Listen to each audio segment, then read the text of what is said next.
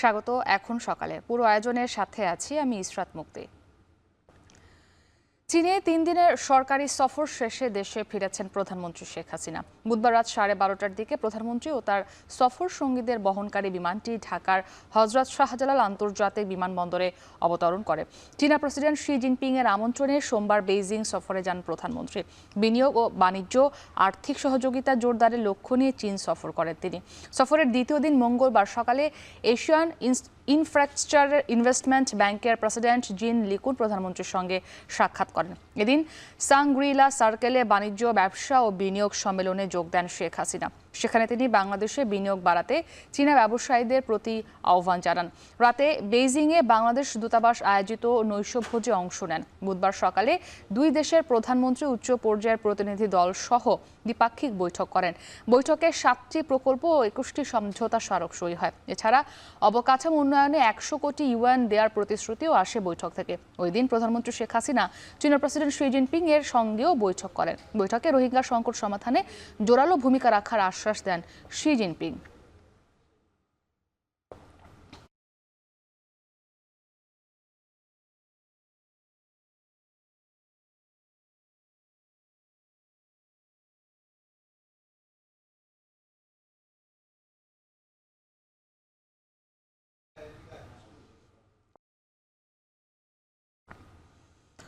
অর্থ সংকটে থমকে আছে ডেঙ্গু টিকা উদ্ভাবনের অগ্রগতি।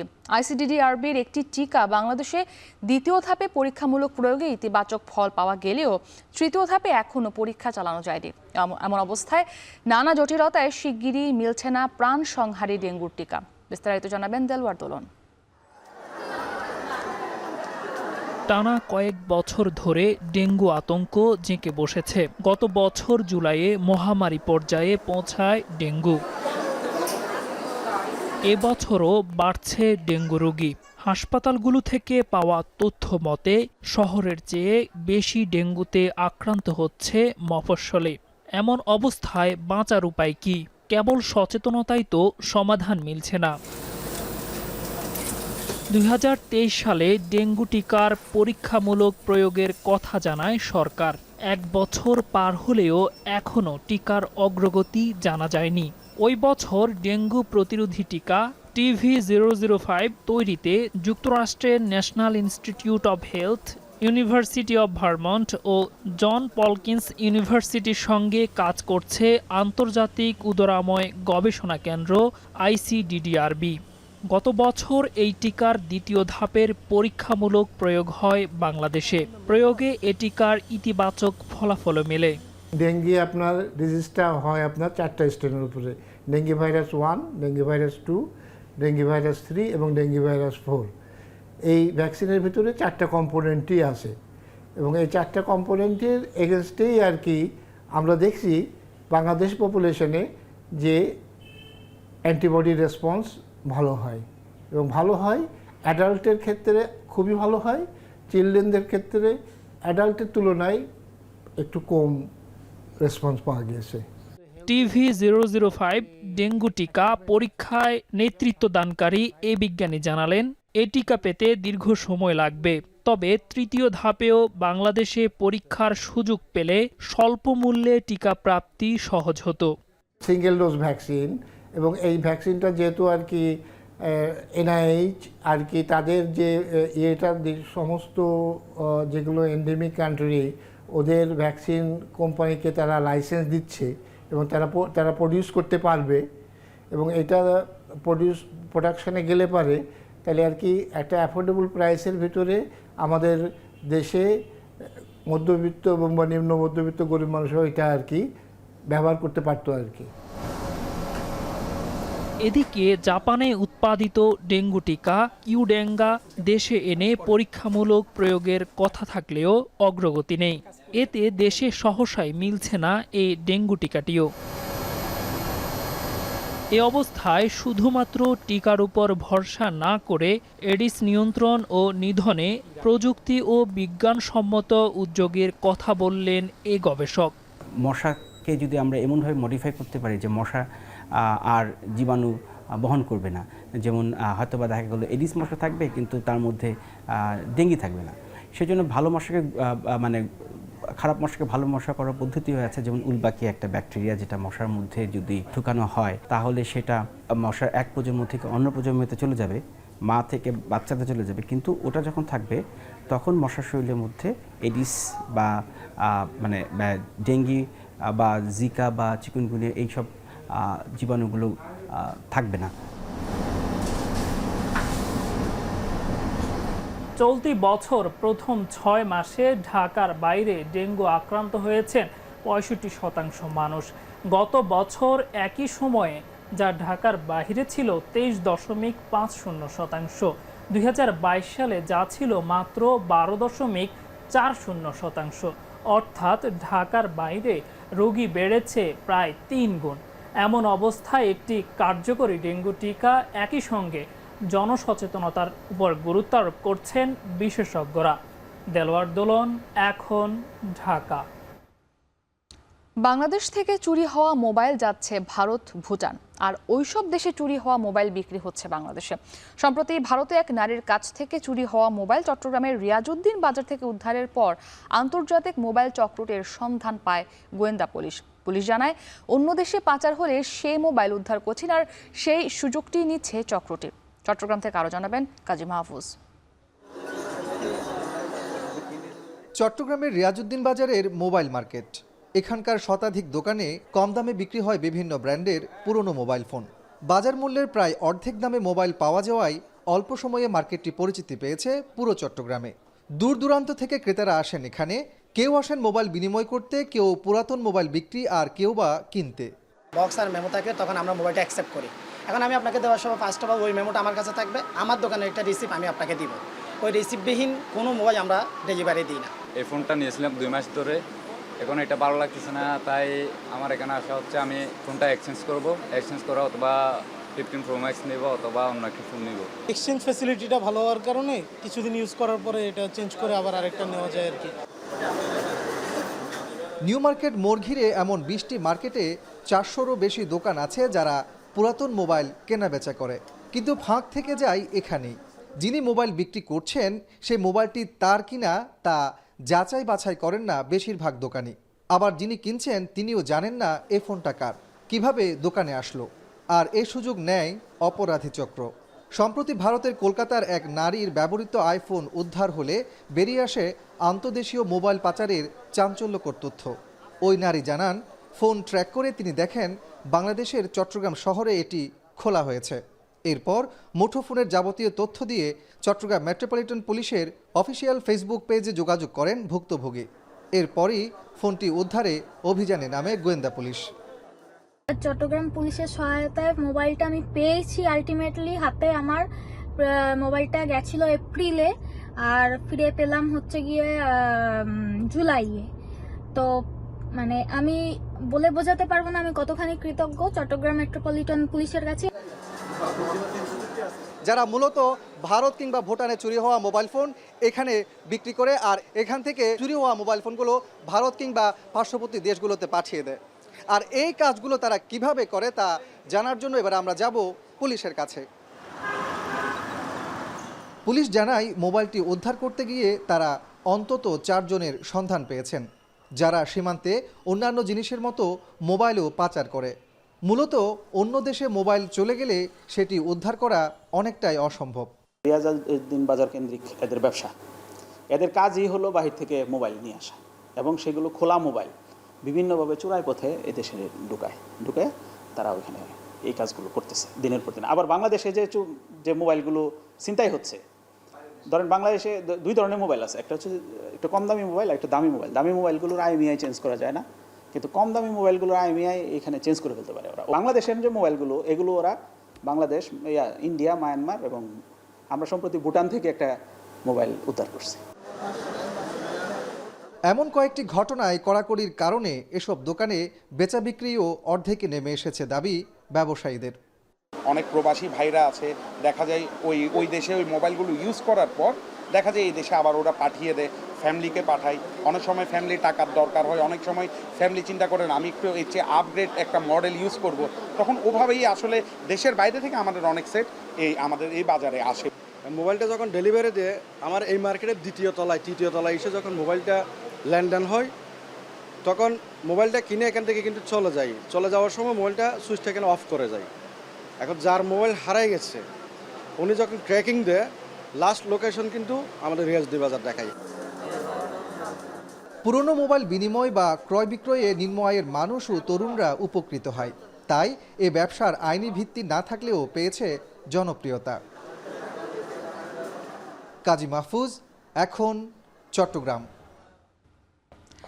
খুলনার বাজারে বেড়েছে প্রায় সব ধরনের সবজির দাম। পাইকারি পর্যায়ে বেশ কিছু সবজির দাম শতক ছাড়িয়েছে, তবে কিছুটা কমেছে কাঁচামরিচের দাম। সবজি সরবরাহ ও দরদাম নিয়ে আরও জানাতে খুলনার সোনাডাঙ্গা পাইকারি কাঁচা বাজার থেকে সরাসরি যুক্ত হয়েছেন রামিম চৌধুরী। রামিম, শুভ সকাল। আপনাকে জানতে চাই যে সবজির বাজারে যে বলছিলাম যে ঊর্ধ্বমুখী, এর কারণটা কি? একই সঙ্গে জানাবেন যে সরবরাহে কোনো সংকট রয়েছে কিনা? মুক্তি, আপনাকে শুভ সকাল। কিন্তু বাজারের যে পরিস্থিতি সেটি কিন্তু ক্রেতাদের কাছে শুভ না, কারণ এখানে সব ধরনের সবজি কিন্তু বেশ চড়া দামে বিক্রি করা হচ্ছে। গত কয়েকদিন ধরেই বাজারের কিন্তু একই রকম অবস্থা। আজকেই কিন্তু প্রায় সব ধরনের সবজিতেই প্রায় 30 টাকা পর্যন্ত প্রতি কেজিতে বেড়েছে এবং বেশ কয়েকটি সবজির দাম কিন্তু 100 টাকাও ছাড়িয়েছে। আজকে আমরা যেটি লক্ষ্য করেছি বাজারে এসে, যে এখানে আমি রয়েছি সোনাডাঙ্গা পাইকারি কাঁচা বাজার, এবং এই পাইকারি কাঁচা বাজার থেকেই কিন্তু এই দক্ষিণাঞ্চলের বিভিন্ন বড় বড় বাজারে কিন্তু সবজির হয়। ফলে এই যে বাজারটি রয়েছে, এই যে বাজার, এই বাজারে যে সবজির যে দাম, সেই দাম কিন্তু অন্যান্য যে বাজারগুলো রয়েছে সেই বাজারের উপর প্রভাব পড়ে থাকে। এই দামের উপর ভিত্তি করেই এখানে আজকে আপনার কয়েকটি সবজির দামের কথা যদি বলে থাকি, আজকে আপনি যে উচ্ছেটি দেখছেন সেই উচ্ছে কিন্তু আজকে প্রতি কেজি বিক্রি করা হচ্ছে 90 থেকে 100 টাকা পর্যন্ত, যেটি কিন্তু গত কয়েকদিনও ছিল মাত্র 70 টাকা থেকে 80 টাকা পর্যন্ত কিন্তু ছিল গত কয়েকদিন আগেও। এছাড়াও ঝিঙে কিন্তু আজকে প্রতি কেজি বিক্রি করা হচ্ছে 40 থেকে 45 টাকা। এছাড়াও লাউ কিন্তু প্রতি পিস লাউ আজকে বিক্রি করা হচ্ছে 70 টাকা। এছাড়াও কাঁচামরিচ যেটি দেখছেন, আজকে কিন্তু প্রতি কেজি কাঁচামরিচ বিক্রি করা হচ্ছে 170 থেকে 180 টাকার মধ্যে। এছাড়াও কিছু কিছু কাঁচামরিচ প্রকারভেদে কম দাম রয়েছে।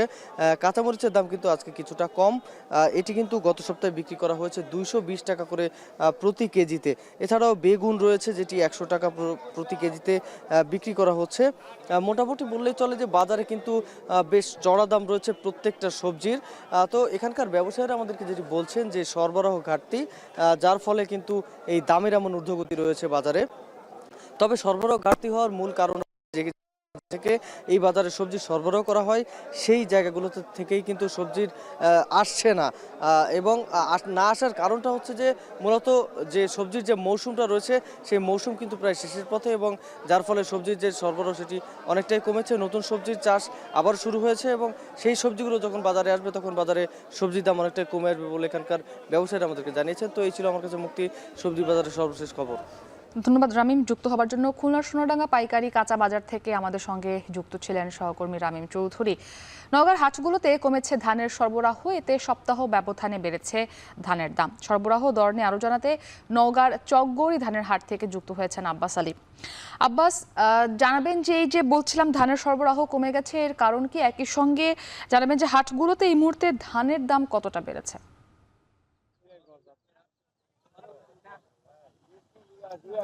মুক্তি, নওগাঁতে গত প্রায় 2 মাস আগে ইরিবুড়ো ধান কাটামাড়ায় শেষ হয়েছে। সেই সময় আসলে কৃষকরা তাদের ঘরে ধান ছিল এবং টাকার প্রয়োজন হয় তারা ধান বিক্রি করেছেন। তবে এখন তাদের ঘরে ধানের পরিমাণ কমে এসেছে এবং হাটগুলোতে ধানের সরবরাহ কমেছে। এই কারণে আসলে বলা যায় যে প্রকারভেদে সব ধরনের ধানের দাম বেড়েছে এক সপ্তাহের ব্যবধানে মনে 50 টাকা করে।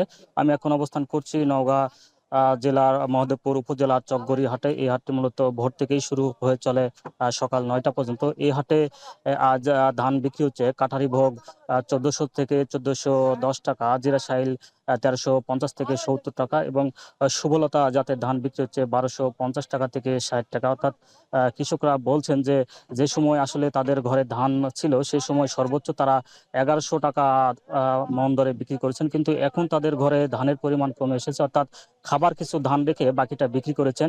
এবং এখন যেহেতু বলা যায় যে প্রায় 2 মাসের ব্যবধানে সব ধরনের ধানের দাম বেড়েছে মানে 200 টাকা, আর 1 মাসের কথা যদি বলি প্রায় 100 থেকে 150 টাকা বেড়েছে, কিন্তু তাদের ঘরে আসলে ধান নেই।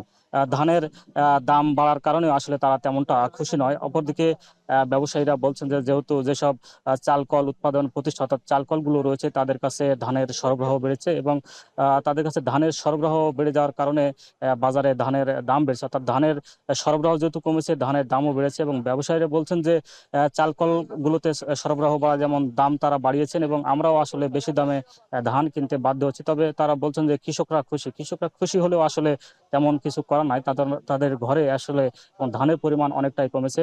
তবে ব্যবসায়ীরা বলছেন যদি কৃষকরা বলছেন যদি মৌসুমের শুরুতে যদি ধানের দাম আসলে 1300 টাকার উপর যদি হতো তাহলে তারা অনেকটাই লাভবান হতেন। তবে এখন তারা এই যে ঘরে কিছুটা ধান রয়েছে এই সব ধান হাটে বিক্রি করে তারা আগামীতে যে আউশ এবং আমন মৌসুমের ধান চাষাবাদের প্রস্তুতি নিচ্ছেন। এবং ব্যবসায়ীরা বলছেন যে এই হাটে প্রায় 50 লক্ষ টাকার বেচা কেনা হবে এবং আগামীতে ধানের দাম আরও বাড়বে। এই ছিল আমার কাছে হাট থেকে ধানের দরদাম নিয়ে সবশেষ। ধন্যবাদ আব্বাস আপনাকে যুক্ত হওয়ার জন্য। ধানের সরবরাহ এবং দরদামের সবশেষ জানাতে নওগাঁ থেকে আমাদের সঙ্গে যুক্ত ছিলেন সহকর্মী আব্বাস আলী। এখন দেখে নেব টাকার বিনিময়ে বিভিন্ন দেশের মুদ্রার বিনিময় হারগুলো। দেখতে পাচ্ছি তালিকার শুরুতে রয়েছে ইউএস ডলার ক্রয়মূল্য 117, বিক্রয় মূল্য 118 টাকা। সিঙ্গাপুর ডলার ক্রয়মূল্য 75, বিক্রয় মূল্য 88 টাকা।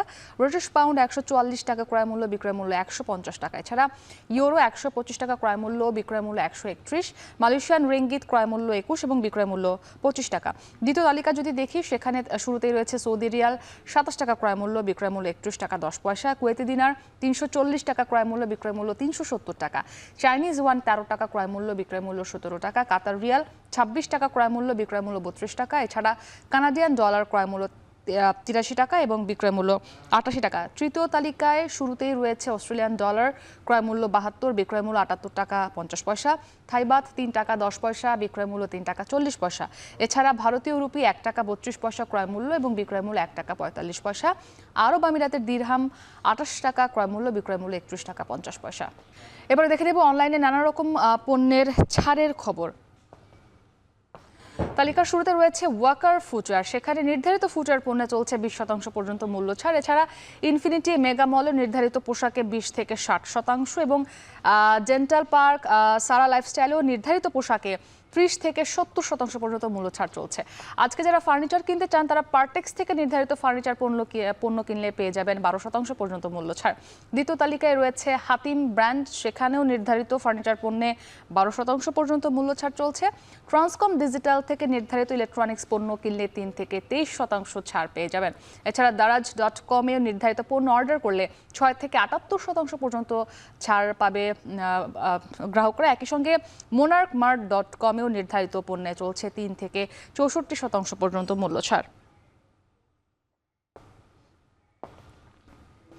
শেষ করছি এখন সকাল। এখন টেলিভিশন ওয়েবসাইটে দেখতে ভিজিট করুন www.ekhon.tv, ফেসবুকে দেখতে ভিজিট করুন facebook.com/tv.ekhon আর ইউটিউবে সরাসরি দেখুন youtube.com/c/ekhon tv-তে।